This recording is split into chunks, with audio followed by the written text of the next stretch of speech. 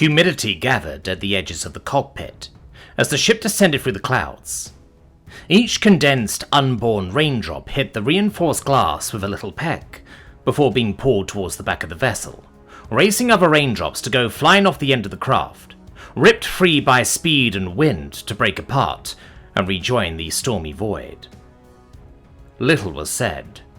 Little needed to be said. An unease settled over the flight group as they approached the mission zone. Liera had been over the battle plan 6 times before they had launched, but she couldn't relax. How could she, after all? They were going against humans. Pilots who had barely returned alive from doomed missions told horror stories of human atmospheric fightercraft. How they had barely seen them coming before their ships began going down.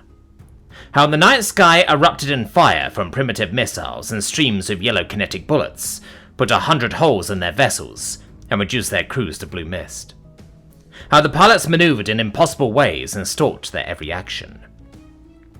The Valadari may have been able to control the war in space, but in the atmosphere and thick gravity of Earth, men were king. The commander dismissed the nightmarish tales as paranoid rumors, saying they were counterproductive and bad for morale, but they still spread through the halls of the star carrier, Rei-Teela, like a wildfire. Liera had never even seen a human before, not even a picture, but she already hated them in some way. They had taken all the joy out of flying. Now, every sortie was filled with dread. A bolt of lightning streaked across the sky about a kilometre in front of them and was gone in a blink. The shockwave reached the squadron a second or two later, and it rattled their craft. Liera gripped the control throttle a little tighter. She couldn't see her skin past the firm grey of her flight suit gloves, but she could feel her blue hands squeezing the joystick until they turned white. The Mark III Sarah multi-role attack craft was a beautiful piece of Valadari engineering. Its sleek wings, easily maneuverable thrusters, nano-laminate hull plating, and light shield projectors have proven dominant thus far against mankind's primitive drone spacecraft. Liera took comfort in the familiarity of her ship. She had memorized every inch of it for as long as her name had been painted on the side. Every panel, power conduit, bolt, screw, and seal was hers. Now, the dim red lighting that painted the cabin only added to the dread shared by her fellow pilots. The only piece that remained untainted by the terror was the photograph of her and her father, taped just above the dashboard, taken the day she graduated from the academy, back home on Valadar. She had been made fun of for using the centuries-old method of pictures instead of holograms, but it was too special to be digitized. It felt nice to have a tangible keepsake in her ship. The voice of Ai Kino, the squad leader, crackled over her helmet comms. 30 seconds out from the target. Ready weapons and countermeasures. He was trying to keep his tone professional, but she could hear the worry in his usually stable and confident voice. The other 3 members of the squadron, Thayin, Resilla, and Devar, all rattled off the same confirmation of his order. Weapons armed, ECM spooling. Each voice bore the same unease. Liera pressed a handful of buttons on her dashboard, and the all too familiar whirs of the readying weapon systems filled her ears. Weapons armed, ECM spooling. She glanced at the LiDAR display in her ship. Her Sarah and the other 4 craft appeared in a comforting light blue, flying in a neat arrow on the screen. Every time a new target was detected, a ping noise would emit from the dashboard. So far, there was nothing to be found in the hailing night. Not yet, anyway. The silence was crushing her more than the planet's gravity. She had to speak, make conversation, do something. What name do the humans have for this communications array? Thane responded in less than a second. Despite the war between their races, he was enraptured by the culture, nomenclature, and history of humans. He probably knew more of their many languages better than anyone else in the squadron, or even on the carrier. I believe they call this region Amazon, a major forest on this planet, one of the last of its kind. Keenlow chimed in a moment later. Keep the channel clear for combat. We're about to enter the operation zone. Silence briefly filled the channel again before Keenlo started counting down. Entry in 3, 2, 1. Weapons free. Engage all targets at will. Break! Liera gripped the control throttle and took a harsh roll to the right, just as a blinding flash of white and yellow bloomed in the storm. 3 different alarms flared in her cockpit, and one of the blue blips on the LiDAR display had disappeared. Resilla cursed, and confused chatter filled the radio. Fane's craft had exploded. Nobody had even seen it coming or where it was coming from. There were no indications prior, and Vane hadn't so much as screamed in warning. Liera's brain immediately went into action, trying to figure out where the hidden missile had come from. It couldn't have come from the array, because they didn't have defenses, and they would have seen the missile coming even if they did. His craft couldn't have just exploded randomly. It had to be something she wasn't seeing. Her LiDAR display, as if on cue, pinged a new target entering its detection radius. The automated identification system didn't know what it was any more than she did, and coloured the approaching craft a neutral yellow. A moment later it turned red, which meant the LiDAR had detected armed weapons, and beeped twice to signal it. Everyone had noticed it as she did, and Devar was the first to announce his presence. Enemy fighter, southeast, 5 clicks out. 4, 3. Another fireball erupted in the storm. A miniature star where Devar and his fighter used to be, quickly doused by the torrent and gone in a puff of smoke and falling wreckage. His ship collided with the forest floor and sent a faint flicker of light back up at them. Liera glanced at her LiDAR display again. The new craft was less than 2 clicks away from them now, then 1. Its target mark emerged with hers. It was right on top of them.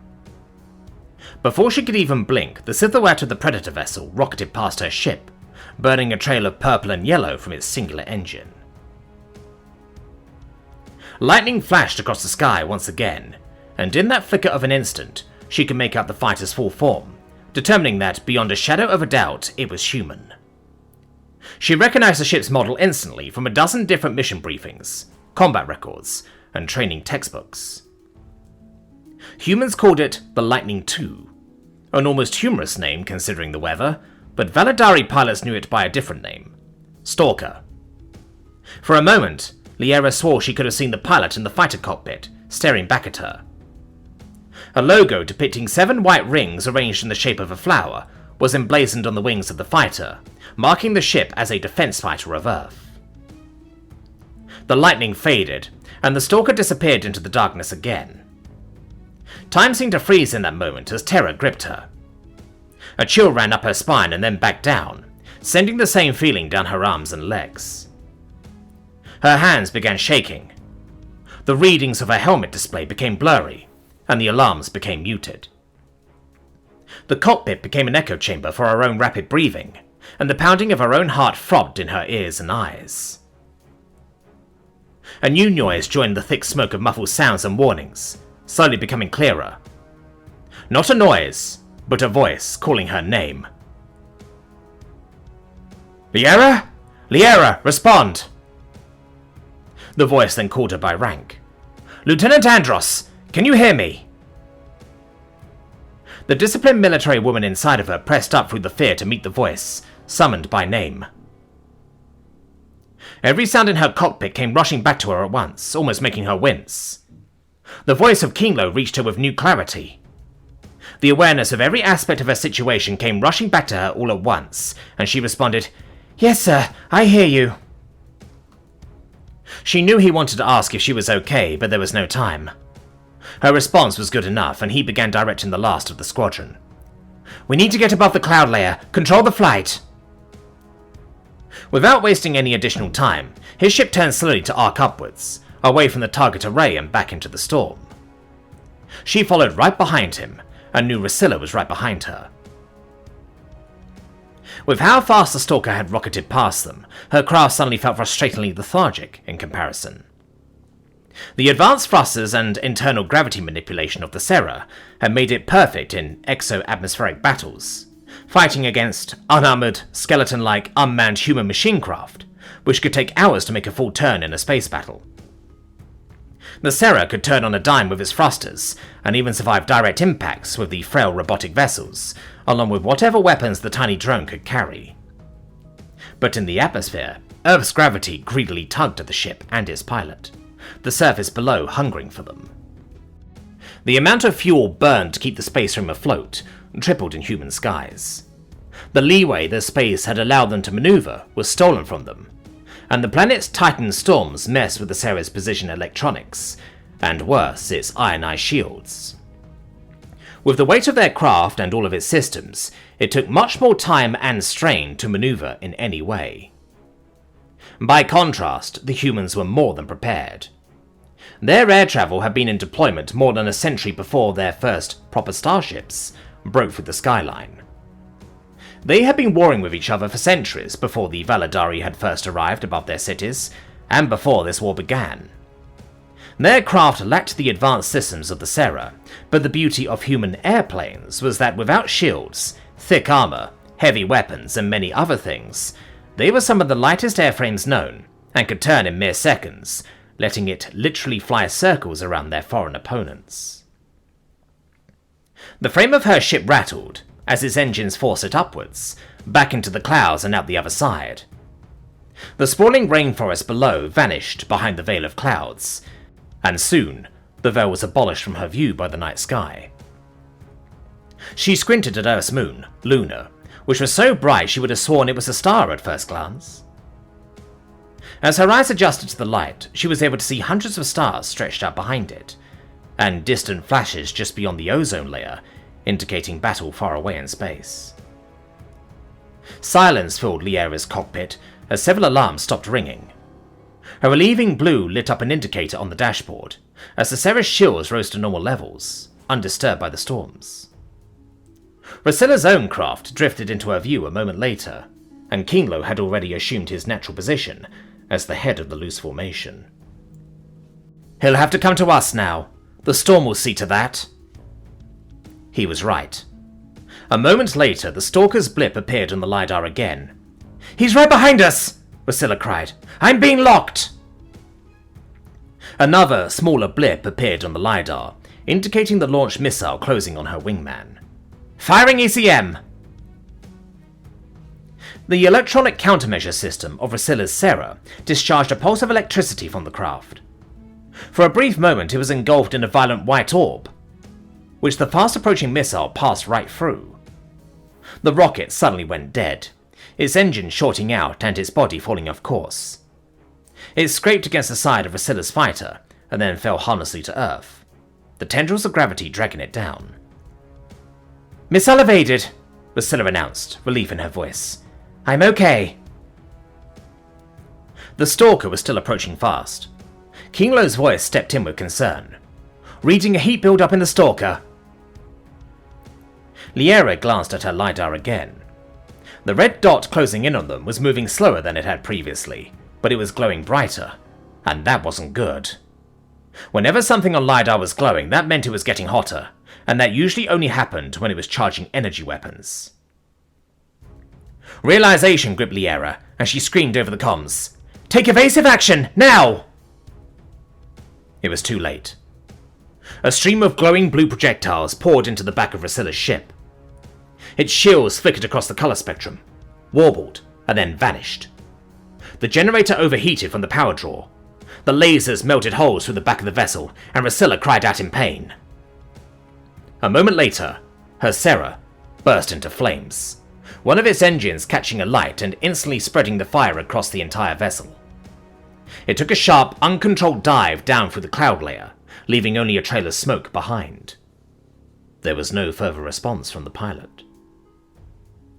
The humans had figured out how to put reverse-engineered Valadari pulse lasers on the Stalker. Liera would have found that brilliant if said Stalker wasn't trying to kill her. She rolled her craft to the side and narrowly dodged another stream of energy fired from her pursuer. The enemy pilot overshot her in the strafing attack, and she caught a glimpse of the concealed weapons on the underside of the vessel. Indeed, they bore the heat vents and charging barrel of her own craft's laser weapons. It was arguably undeveloped in comparison, but it was still a deadly weapon regardless, now aimed at the last 2 remaining ships of her squadron. The small craft spun around and began racing back towards them. Another burst of light loosed from the plane, and only narrowly missed this time. Her Sarah's shields flickered from blue to purple in warning, before recovering back to their usual blue and becoming near invisible again. Keenlow was hit as well, his shields almost threatening to burst under the assault. As it overshot Liera's vessel again, time seemed to crawl by. The Stalker's design would be admirable if it wasn't hunting her. For what it was intended to be, she had never seen a more lethal design of atmospheric aircraft. The smooth plating, compact design, aerodynamic form, and the small air intakes made it every bit as deadly to the Sarah in atmosphere as the Sarah was to it in space. And that gave her an idea. She immediately opened the comms channel and began explaining it to Keenlow, already pushing her craft higher into the sky as she did. "Listen to me. Our ships are built to fly in space, but theirs isn't. If we go high enough, the Stalker might be forced to break off, or he'll short out." There was no delay in Keenlow's agreement. As it stood, that was the best option. The only question was, would the Stalker take the bait? Her ship angled upwards and began shooting towards the stars, leaving the clouds behind as each engine of the Sarah burned as much fuel as possible to force it upwards as fast as it could. The vessel's frame rattled so violently she worried it would come apart trying to do this. The insanity of the maneuver was clear to both, but staying still near the storm undoubtedly meant certain death. The LiDAR display told her Keenlow was right behind her, and the Stalker was following closely as the free craft rocketed upwards. Liera glanced at the altitude monitor of the dashboard every chance she got. 10,000 meters, climbing another 100 every second. 12,000 meters now. The black night sky had turned to dark blue as the Sarah ripped itself free from the strongest shackles of Earth's gravity. Alarm screamed again as a final missile was fired from the Stalker.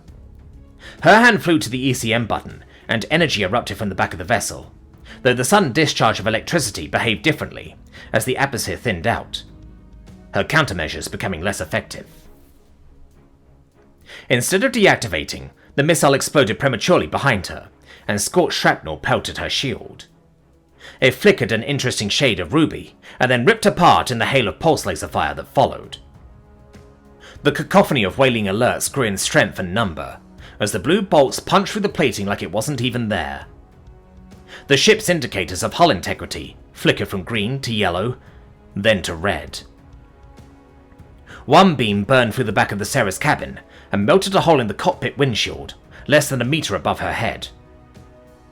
The pressurized air of the cabin raced out, and Liera's helmet sealed a moment later, resorting to the ship's internal emergency oxygen supply to keep her from passing out in the thin air. She cursed and rolled her craft to the side, dodging another burst of light from her pursuer. She glanced at the altitude marker, 16,000 meters. The human ship should have failed by now, or broken off, but it was still coming. She cursed again. She glanced at her LiDAR again. The Stalker wasn't trying to gain on them, but it didn't need to. At the current range, he could rip both of them apart, and there was nothing they could do about it. ECM could stop missiles, but there was nothing to be done against light weapons. Keenlow's voice pierced through the wind, whipping around inside the cabin. "How high do we need to get here, Liera?" She responded in a confused and panicked tone. "I don't know. He should have shorted out by now." There was a pause on his end before he replied. She could feel him looking at the charred state of her vessel with concern, even if she couldn't see it. "I'm going to buy you some time. Take him out." "Wait, what?" She opened her mouth to protest, but he had already cut his comms. The red indicator of the enemy aircraft burned again with greater intensity, and she braced for more laser rounds to come screaming into the cabin, but they never arrived. The LiDAR indicator for Keenlow's Sarah moved between hers and that of the glowing red Earth ship, and then disappeared. The explosion rocked her ship, lurching her forwards in her seat and growing the cracks in her canopy. She tried hailing him, shouting his name over the channel, but there was no response. He was gone, and he had died trying to save her. The red icon had stopped glowing, the Stalker's lethal weapons cooling down. She looked at the altitude indicator again. 16,500 meters. The dark blue sky had given way to low orbit, and the alarms became muted without oxygen. The Stalker's icon finally began fading back, first falling 100 meters away, then 500, then 1,000. Its engines had cut out, and gravity had resurged to claim its property. Now was her chance. She cut the thrust on her own craft and let it fall behind the Stalker, both now plummeting towards the Earth. Carefully, she turned her craft around in the fall, so she was now directly facing the human vessel, powerless without thrust. She could see a small figure frantically pressing buttons in the cockpit, trying to restart its engine and escape death at the hands of his homeworld, or her. Her grip tightened on the joystick as she lined up the shot and squeezed the trigger. The Sarah's own energy weapons warmed up, and a clean beam of purple light shot out the vessel's front cannon. It seared through the limp left wing of the Predator, and it came sailing free from it. The charred wing snapped upwards and slammed into her own, sparking more alarms, but she ignored them, still holding down the trigger as the beam continued its blaze against the bested hunter, cutting through the main body and striking the engine. The next events happened so fast she had no time to react. The engine exploded, further ripping apart the doomed aircraft, and a cloud of debris flew up towards her. Hundreds of tiny metal shards pelted the Sarah, not only cracking, but breaking the windshield and scraping the engines. Her perspective spun as one smoking engine exploded, sending her ship into an unbreakable barrel roll. Another metal shard slammed into her helmet, shattering the visor. She cried out in pain as glass shards savaged the skin around her eyes. Half blinded by her own blood, she reached for the handle under her seat and pulled the ejection lever. In the last moment, she surged forward and swiped the graduation photograph off the dashboard, shoving it into a pouch of her flight suit and sealing it, all in a single instant motion. Then, her craft exploded out from underneath her. The Sarah's battered cockpit canopy loosened and released, snapping backwards and disappearing into the sky above, before the chemical explosives underneath her seat detonated. She slammed into the braces of her seat, and her neck snapped back hard. She tried to scream, but the force had ripped the air from her lungs. The Sarah, having performed its final task, broke apart below her, creating a rain of smoking debris that mixed with the Stalker's. It fell faster than her, and soon vanished from sight. Gone. She fell for what felt like an hour, her heart racing as she plunged through the layer of clouds, her flight suit becoming soaked by moisture. The thick smog of the storm quickly gave way to the forest beneath. She could see the impact crater where the Stalker and what remained of her Sarah had fallen. She painfully snapped forward again as her parachute deployed, and her limbs flew out in front of her. Many kilometers away, enshrouded in darkness and storm, she could make out the illuminated form of the communications array, untouched and fully operational. They hadn't even accomplished what they set out to do, and lost 5 fighters to take out just one human aircraft. Rising smoke obscured it again, and earthen tree branches began clipping her as she approached the ground, stopping her only 4 meters from the ground. She pulled the strap to release her chute, which had become entangled in the flora, and fell the rest of the way, hitting the ground with a pained grunt.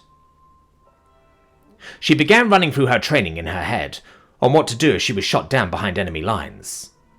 Cover your tracks, recover your black box if you can, and try to find a safe spot to be extracted, or hunker down until you can be reached. The combined wreckage of the 2 craft had made a clearing of the forest, turning the already dark grass black and burning the fallen leaves gathered at the floor. A large piece of the Sarah's wing had split a tree straight down the middle and set it ablaze, making an ominous pyre at the center of the crater. In a brief, frantic panic, she felt her flight suit pocket to make sure the photo was still there, and she sighed in relief at the confirmation. She knew she couldn't stay long. There was no doubt human soldiers would be on top of the site in a few minutes, looking for survivors to either rescue or take prisoner. If they found her, it would likely be the latter. She could only hope that when, or if, she found the black box, it didn't have a hole burned through it. The thought briefly crossed her mind that she might have to worry about the pilot emerging from the shadows and trying to attack her, but it seemed unlikely they had survived in any condition to combat an enemy. She had seen no parachute on the way down, so he had likely been trapped in his craft as it fell.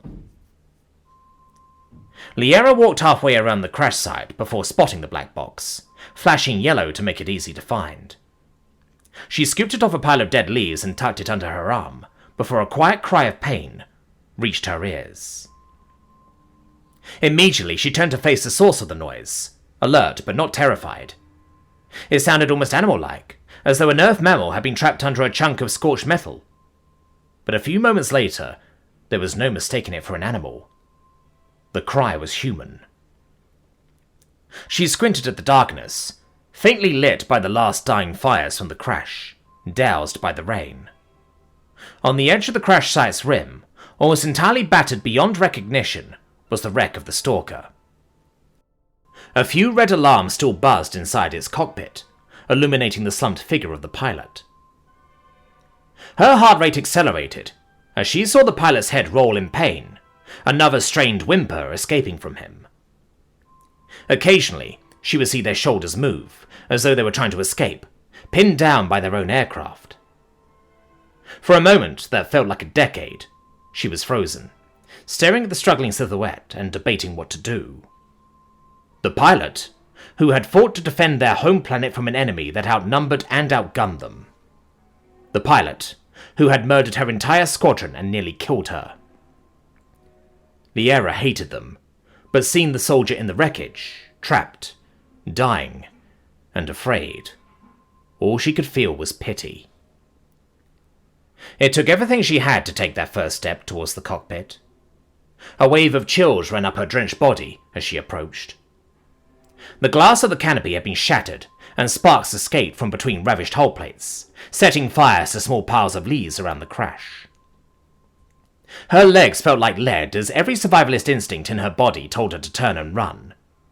She could feel her heart threaten to give out or tear itself free from her chest as she approached, but she forced herself to continue until she stood right next to the cockpit. Then she saw him, the human pilot. His form was crumpled in his chair, held up only by his seat harness. His flight suit was a curious shade of pine green and torn in multiple blood-stained areas where twisted sharp pieces of metal had been thrust into him. Anatomically, he wasn't that different from her, or any other Validari. 2 arms, 2 legs, bilateral symmetry, opposable thumbs, but his face was unlike what she had seen before. His skin was a pale shade of tan instead of blue. His eyes had colour in their irises. His scalp was covered in a thin kind of fur, and his blood was red. His helmet sat discarded in his lap, painted in an expressive pattern with human lettering she couldn't decipher. It wasn't as advanced as her own, but the concept and function seemed the same. It was also in a much worse condition than hers, like it had been crushed by a giant hand. A moment after she saw him, the pilot noticed her, but he didn't scream. His eyes were wide and his pupils were shrunk, almost wild with fear, but not of her. He was afraid of dying. She looked at his wounds and her lip tightened. A long and thin metal plate, bent and broken in multiple areas, had punched directly through the front of his windshield and into his stomach. The torn seat behind him had let her know it had also come out the other side, pinning the impaled man to his death chair. It was a wonder he was still conscious and aware, unfortunately for him. He looked younger than her. Couldn't have been more than 30 in Validari years. His breathing was rapid and shallow, and made audible by raspy gasps. The area around his eyes was bright red, and tears leaked down both sides of his face. He tried one vain attempt to pry himself free from the metal and from his chair, and screamed, before sliding back into his seat and whimpering, his hands clutching the sides of his cockpit.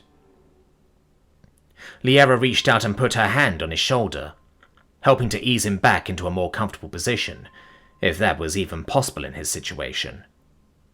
Their eyes met for a moment, and she could see he knew he wasn't going to make it, and that the idea was horrifying. She knew the look on her face told him that she realized it too. She glanced around the cockpit and stopped, focusing on a small photograph, taped to the rudimentary dashboard of the plane. Carefully, she reached over and picked it up, feeling the pilot's eyes following her as she did. The photo was torn at one end, but mostly intact. She squinted at the two figures in the photo and realized it was almost exactly like her own. In it, the pilot stood in a dark blue robe with a smile around his face, some kind of scroll in one hand, and his other arm wrapped around another young man about the same age. She didn't know if the other man was a friend, a brother, or a lover, but whoever he was important to the pilot. She turned back to face the human, who was now gazing with glassy eyes at the photo instead of her. He wouldn't be long now. His hand shifted slightly in a failed attempt to reach for it, and he winced in pain as his shoulder slumped. Liera looked at the photo one more time, then at the dying man in the cockpit.